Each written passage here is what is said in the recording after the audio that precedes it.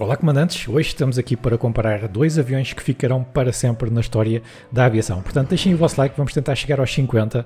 De um lado temos o Boeing 247, foi introduzido em 1933. O Boeing 247 tinha dois motores e trem retrátil, sendo a evolução do seu antecessor, o Boeing Monomail. O 247 é também considerado por muitos como o pai da aviação comercial moderna. Do outro lado temos o Lockheed Model 10 Electra. Introduzido apenas 2 anos depois do Boeing, o Electra foi desenhado especificamente para competir com o Boeing 247 e o Douglas DC-2. Contudo, o Electra ganhou mais fama por ser o avião usado pela pioneira da aviação, Amelia Earhart, na sua tentativa de volta ao mundo.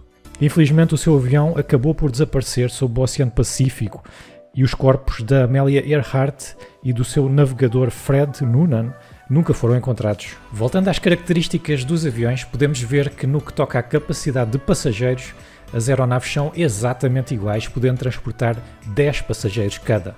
Equipado com dois Pratt & Whitney R1340 de 9 cilindros, o 247 atinge a velocidade de cruzeiro de 164 nós, ligeiramente abaixo dos 169 nós do Model 10.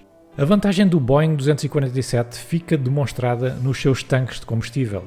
O avião consegue transportar 1030 litros, são quase 300 litros a mais que o seu concorrente direto. Qual é a vantagem que esse combustível extra nos dá em termos de autonomia?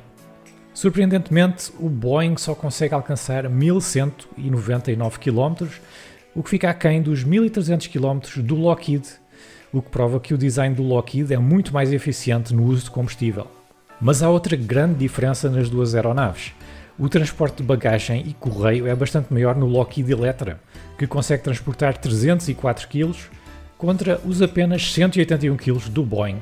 O Lockheed é ligeiramente mais rápido, tem mais alcance e leva mais bagagem que o rival da Boeing. Mas não nos podemos esquecer que o 247 teve um avanço de 2 anos nas vendas. Então, como foram as vendas totais dos dois modelos? O Lockheed Electra produziu 149 unidades, o dobro das 75 produzidas pela Boeing. Neste caso, as pequenas melhorias da Lockheed traduziram-se em sucesso comercial. Apesar de tudo, as vendas de ambos os aviões são bastante baixas e isto deve-se em grande parte ao novo modelo que a Douglas introduziu em 1936, o Douglas DC-3. O DC-3 levava entre 21 e 32 passageiros, dependendo da configuração, e foram produzidas 607 unidades.